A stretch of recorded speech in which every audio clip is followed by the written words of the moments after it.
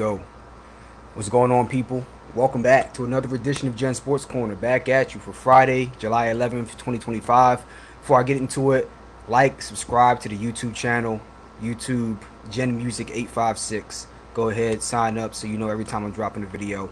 And let's go ahead and talk about the fight tonight, since it's going to be 8 p.m. Eastern Standard Time. So probably about 2 or 3 hours from the time I drop this video on YouTube. Just a quick breakdown and prediction for the Amanda Serrano and Katie Taylor trilogy fight going on tonight under Jake Paul Promotions.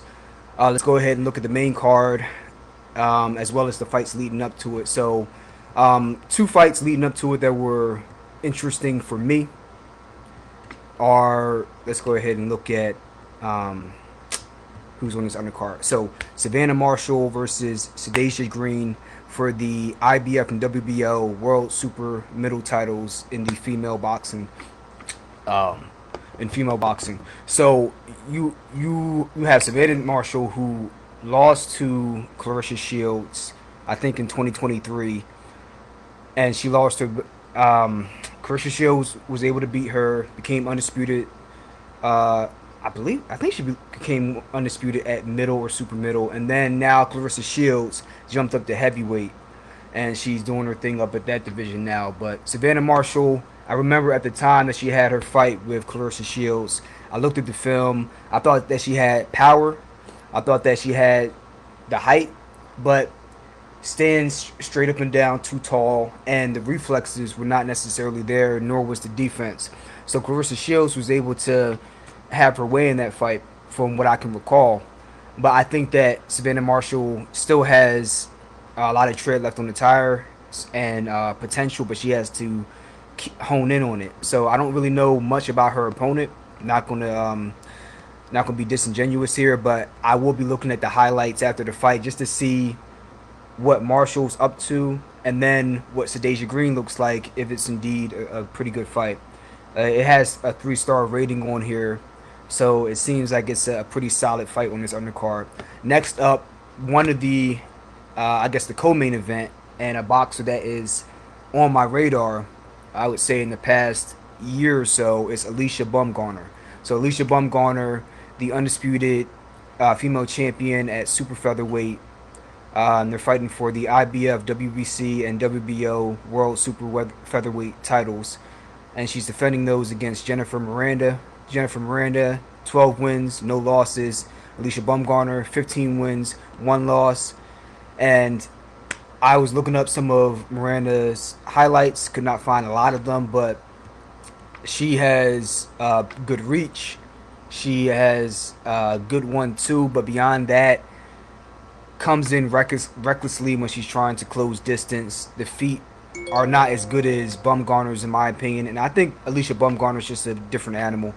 She has very, very sharp reflexes, very good jab, crisp combinations, changes angles very well, which is not something you see often in women's boxing at the highest of levels. When you see a fighter like Alycia Baumgardner come by, or Clarissa Shields, or back in the day, for those who remember Ann Wolfe, you know, fighters like that, fighters that really understand the sweet science, they stand out from the rest of their peers. So I'm picking Baumgardner to win this fight, and she's a heavy favorite. What's the odds? I think she's a minus 1,800 favorite over Jennifer Miranda. So Jennifer Miranda, Spanish fighter, I believe fighting out of Spain. She hasn't had many pro fights against high quality competition. I saw one fight that she had, and she ran over that chick, but her opponent had no head movement, did not look like she was ready for the smoke. And even though Jennifer Miranda was charging in recklessly, throwing punches without really being concerned about what was coming back, in my opinion, even though it worked for her, that's not going to work against Alycia Baumgardner. And in the few fights that I've seen from Baumgardner, one of them that stood out to me was the one she had against Daphne Delphine. Let me double check her name here. Excuse me, Delphine Persoon. Persoon had a really close fight against Katie Taylor, who's on the main event for this fight, she had a very good fight against her, and she was 49-2 or 49-3 going into the fight with Baumgardner, and Baumgardner was able to. It was ruled a no contest because of an accidental clash, but she put Pursuit down in the first round with a really good counter left hook. Pursuit came in, missed the punch, and as she was trying to throw her own right hook, I didn't think she realized how quickly Alycia Baumgardner would be able to connect with her left hook.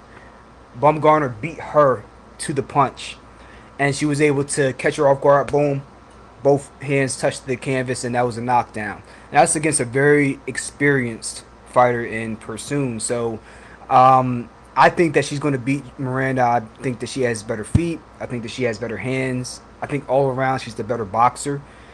So we'll see what happens in this fight.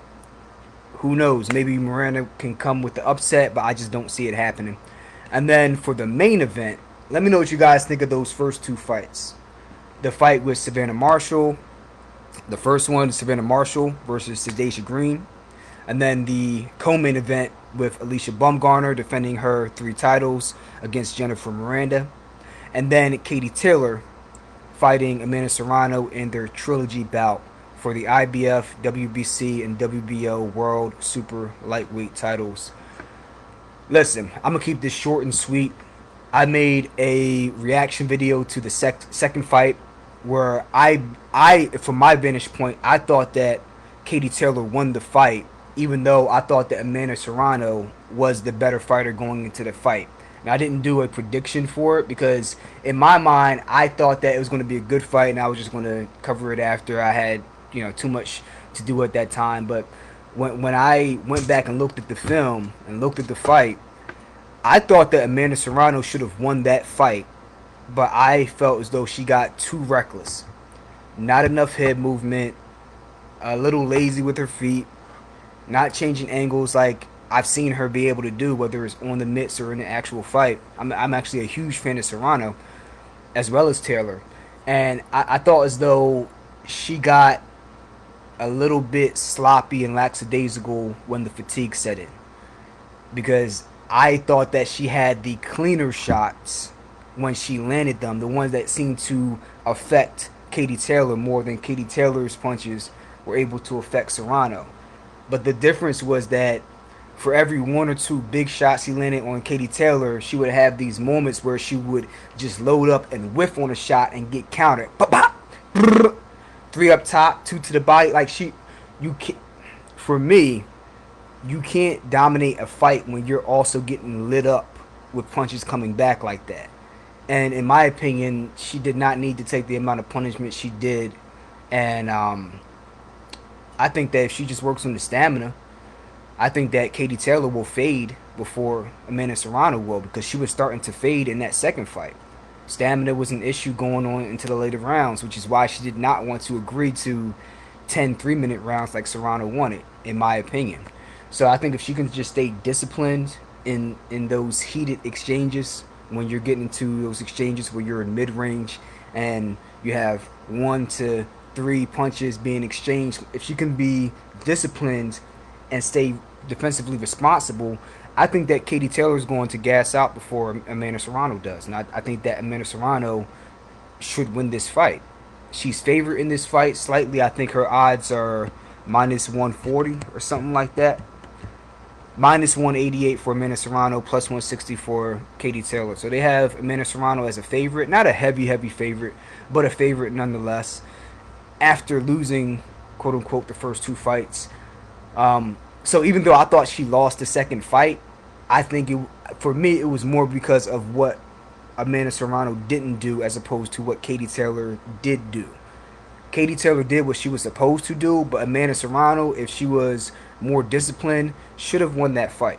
And I think she has the skills to win that fight, as well as the stamina advantage to win this third fight coming up. So I'm picking Amanda Serrano to win this fight. All things being like I said they were. If she gets overzealous or she gets sloppy when she, let's say, don't sit there and admire your work when you land 1 or 2 big shots. Land 1 or 2 big shots and immediately pivot out, get off center line, get your hand back up, move back out of danger, because you know that heat is coming back from Katie Taylor. Not necessarily punches that are going to knock you out or hurt you, but punches that are going to bing, bing, bing, land. You can't have that. So if she go back and look at my last video for the second fight where I went over who I thought won and the film breakdown, the clips that I pointed out where I said Amanda Serrano was getting caught with shots but she shouldn't have got caught with. If she's able to limit those mistakes, I think that she wins this fight by 2 or 3 rounds. So let's see if she can do in this fight what I felt as though she could have and or should have done in the second fight. Let me know what you guys think about that prediction. I'm a big fan of both fighters, but I think that Amanda Serrano should win this fight. And on that thought, I also want to throw out there that I don't like some of the tactics that Katie Taylor had in that second fight and at points in the first fight, leading with her head right into the chin of Serrano, leading with her head when she's coming in with the one and then jumping in the clinch. Now the cut over the eye, that wasn't necessarily intentional, but in my opinion it was inevitable because of the style of fighting that Katie Taylor was implementing. So Amanda Serrano and her team, you got to be mindful and aware of what's going on from that vantage point. You've kind of dealt with it for the first 24 rounds. First 20 rounds, excuse me. Now you have an idea of how she's going to want to close distance, what combinations she's going to want to throw when she's feeling like she's in danger, when you have her hurt on the ropes, when to back up and create distance and allow Katie now to be overzealous so that you can catch her on the counter instead of standing in the pocket and taking a punch to land a punch. It's so unnecessary. So I'm picking Amanda Serrano. Let me know what you guys think about that. And before I end this video off, I want to briefly give my thoughts on a quote that was made by Shakur Stevenson concerning Sugar Ray Robinson. I'll go into the fight that he's having tomorrow night with William Zepeda. Actually, I'll just do it now. Like, what am I talking about? Let's talk about that fight real quick. I'll talk about the Cherise Berlanga fight probably tomorrow. I'm not super hyped about that fight. I don't necessarily think that Berlanga is going to have a great time against Cherise, but I will cover it anyway. But let's talk about this fight between Shakur Stevenson and William Zepeda. William Zepeda coming off back-to-back victories against Tevin Farmer, who was stopped in spectacular fashion by Kid Austin, Floyd Schofield, I think 1 or 2 weeks ago now. He looked very, very good against Tevin Farmer. Some people say that Tevin Farmer was a gatekeeper at that point. Some say that he was still a contender. I think that he was still a highly skilled fighter at that point. But he was able to walk through Tevin Farmer's punches, and he used a good jab and then closed in and used volume to not really allow Tevin Farmer to rest. And in the second fight, he had him in trouble in the first or the second rounds. And Tevin Farmer was actually hurt and somehow stayed on his feet. His corner was screaming for him to take a knee, which he did not. And he didn't do that against Floyd Schofield either. He kind of got up too fast. Not kind of, he did. And I think pride is part of his ultimate downfall. But William Zepeda was able to put that pressure on him and not allow him to throw a jab and then retreat and not have to deal with any fire coming back. He was closing distance and staying in his chest. Pause. But he straight up and down, doesn't move his head off the center line nearly as often as I would like, and he's there to be hit. And I think that he's tailor-made for an opponent for a fighter like Shakur Stevenson. I think it's going to be a very good fight. I think he's a very good fighter, but I think that there's not enough head movement there for me, and the feet, while solid, not as good as Shakur's. So if Shakur can stay on the outside, use that jab, and then really make him pay with counters when he wants to close distance, because the arm reach, there's no real difference there. I think Shakur has a 68-inch reach, and he's 5'8", or something like that, and Zepeda is like 5'9" with a 69-inch reach. Either way, the height and the reach are pretty similar, but Shakur knows how to use. He knows how to use his reach better because his feet are better. He can move in and out of range with far less effort. Whereas Zepeda, he has to lunge. You have not take chances per se, but he has to put more effort in order to cross the void to get to Shakur. And when you do that and you don't move your head off the center line, you're there for the jab and you're there for the setup punches off of the jab. Now, I'm picking Shakur to win this fight because I think he is the better fighter here. That being said, one way in which Shakur loses this fight, well, two ways actually. One is if it is really true that they're going to reduce the ring size with each passing round. I don't know if that's conjecture. I don't know if that's actually going to happen. But if that's so, now all of a sudden, Shakur Stevenson's inability to really track punches in the pocket is going to be put to the test. He's had problems with that at times.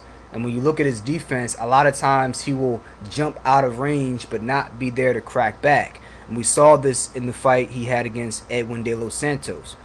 The same De Los Santos who was supposed to fight Keyshawn Davis and I thought was going to give Keyshawn Davis a rough time and possibly beat him and or possibly stop him because he's like that. He had so many issues with De Los Santos because De Los Santos was going to stay in his face, got power in both hands, slick Cuban fighter, and good defense, good head movement. So when Shakur would back up out of distance away from De Los Santos' power, he was not really close enough after retreating to be able to crack back. Whereas De Los Santos had really no problem wanting to close that distance. And for the first time, it showed me that Shakur, one part of Shakur's game that he has to work on, and that's distance management. Feet are really good, but his understanding of spacing and how to exit on angles while staying close enough in the pocket to crack back, not as high as I originally thought. So, which is why I think he would have issues with a fighter like a Lomachenko if they were to meet. If they would have met 3 or 4 years ago, it would have been a huge problem for him. Because a guy like Loma, he's going to stay in your face. You're not going to go nowhere. He's going to establish that jab. And he's just as defensively sound, if not more than you. There's going to be issues. And the boxing IQ, as well as his speed. Versus a guy like William Zepeda, very, very good fighter. But if you're able to stay within range to crack back while being defensively responsible, which Shakur has the ability to do, this should be a fairly straightforward fight for him. And then, so reducing the ring size could be a way that Shakur could have issues because now, like I said, your defensive flaws may be on display. And then if his hands hurt, that could be a problem too. So let me know what you guys think. I'll catch you on the next one, man. Deuces.